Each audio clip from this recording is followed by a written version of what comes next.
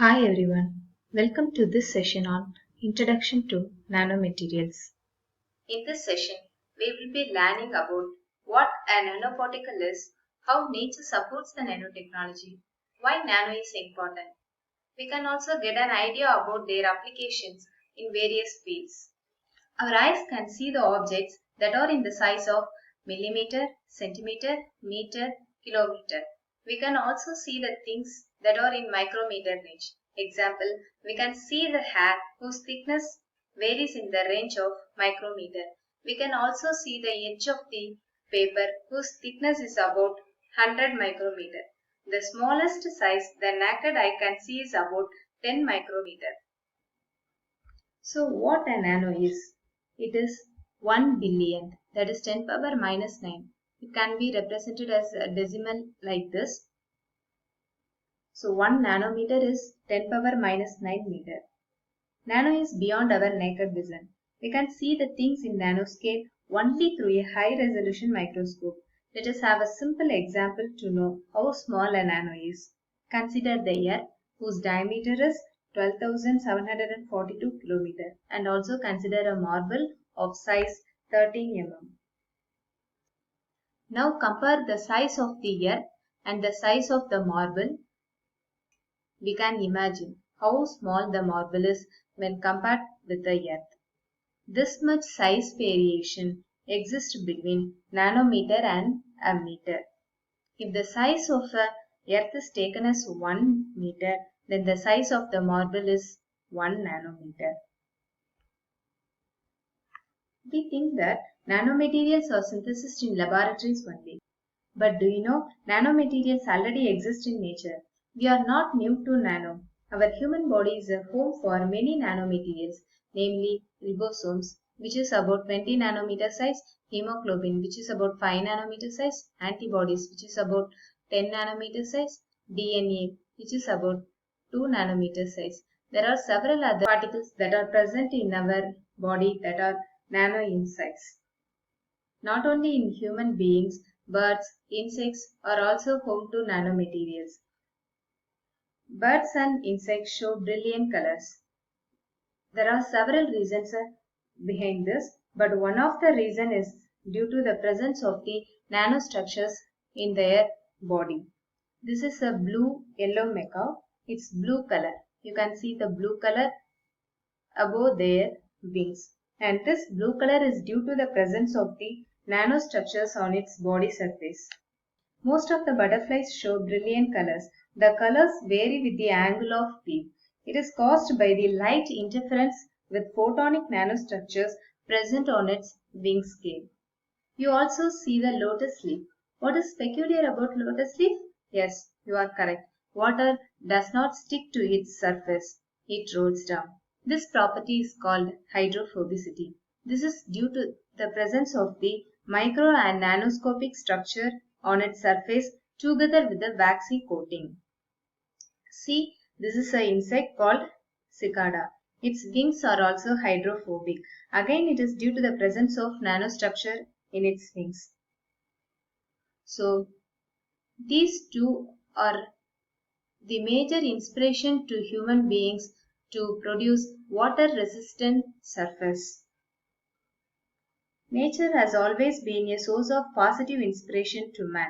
Scientists thought to apply this property of hydrophobicity to prevent the corrosion in metallic surfaces and to manufacture water and strain-resistant fabric.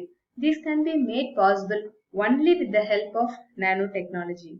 Even though we became familiar with nano only after the speech by Feynman that there is plenty of room at the bottom, in ancient days itself, people used nanotechnology in an efficient way. See, this is the Lycurgus cup, the Roman glass cage cup, which shows two different colors depending upon from which direction the light is lit. See the first image. In this image, the light is lit from the front side. It appears green. See the second image. In this image, the light is lit from behind. It appears red. So, this cup shows different colors depending upon the direction in which the light is lit. This is due to the presence of the gold-silver alloyed nanoparticles in the glass.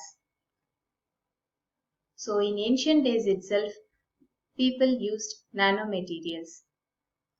See, this is the famous Damascus sword. This 17th century sword were extraordinarily strong but flexible enough to bend from the hand to tip. They are so sharp that they can slice a falling piece of silk into half. It is strong enough to split stones without dulling. It was used in medieval Europe. It is made up of wood steel, which has its origin in South India, mostly in Tamil Nadu. Some says that woods is a mispronunciation of the Tamil noun Mukku. The secret behind the technique of Damascus sword was lost in the 17th century. Many tried to mimic the sword, but failed. A team at Technical University Germany had discovered the presence of tiny nanowires and nanotubes in a 17th century blade using an electron microscope. They identified that these nanotubes are nothing but the carbon nanotubes. The scientists believe that these nanotubes are responsible for the high strength and flexibility of the sword. We can see the texture of the sword. It shows a different patterns, and this is due to the presence of the nanowires and nanotubes.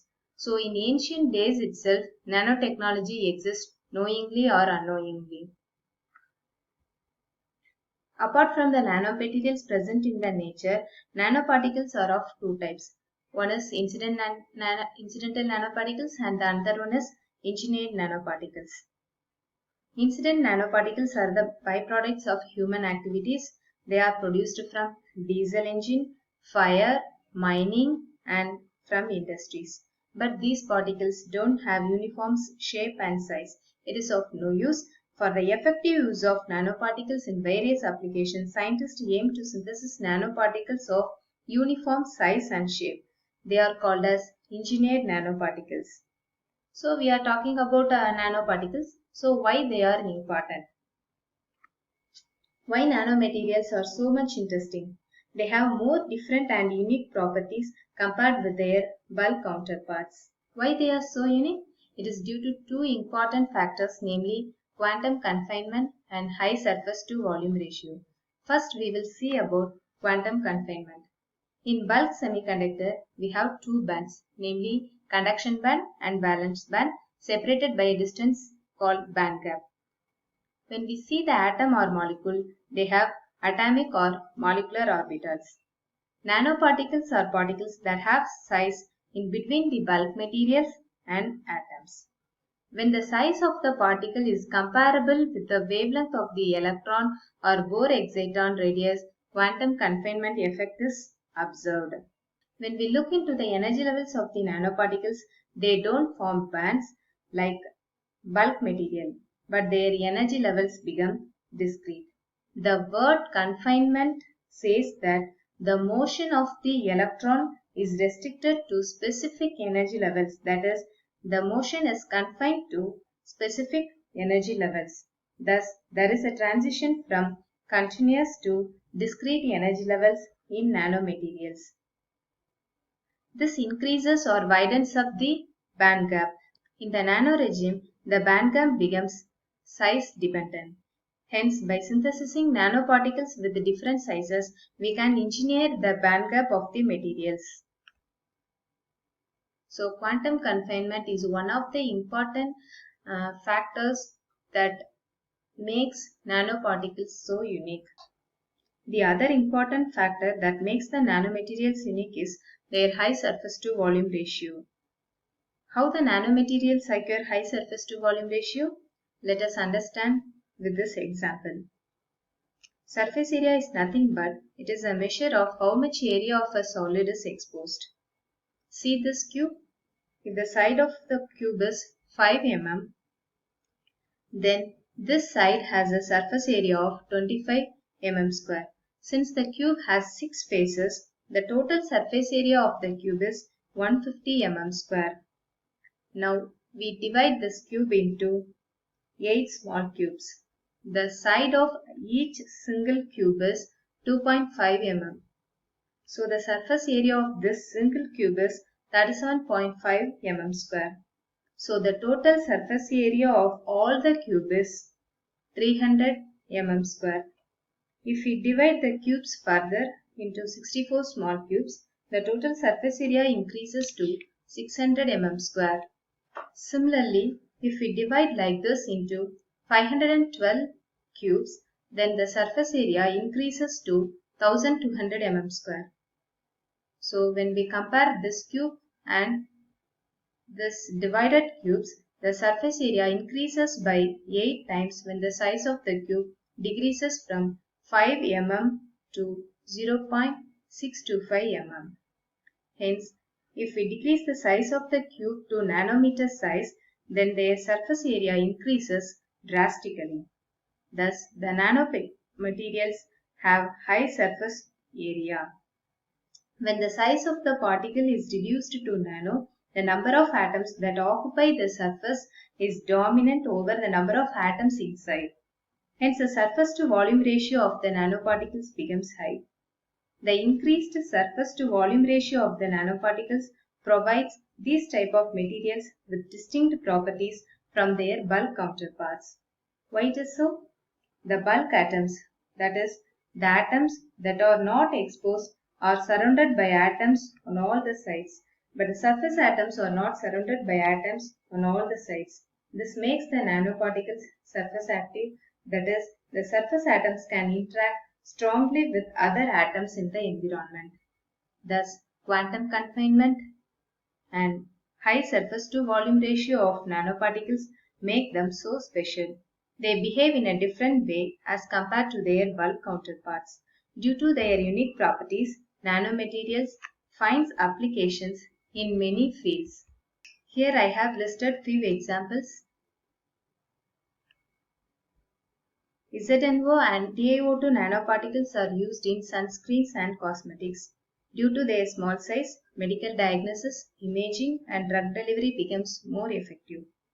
Using nanomaterials, stronger and lightweight materials can be made. This technology is applied in the manufacture of aircraft components. Because of their small size, they are extremely useful in electronics. They are also used in the manufacture of sporting goods. As already seen, they are used in the manufacture of water and stain resistant clothing as inspired from lotus leaf effect. They are also used in the fabrication of solar cells. Nanoparticles like hydroxyapatite are used in the manufacture of synthetic bones. Several more applications are there. You can explore them. Hope you got some idea on nanomaterials. I conclude this session. Thank you.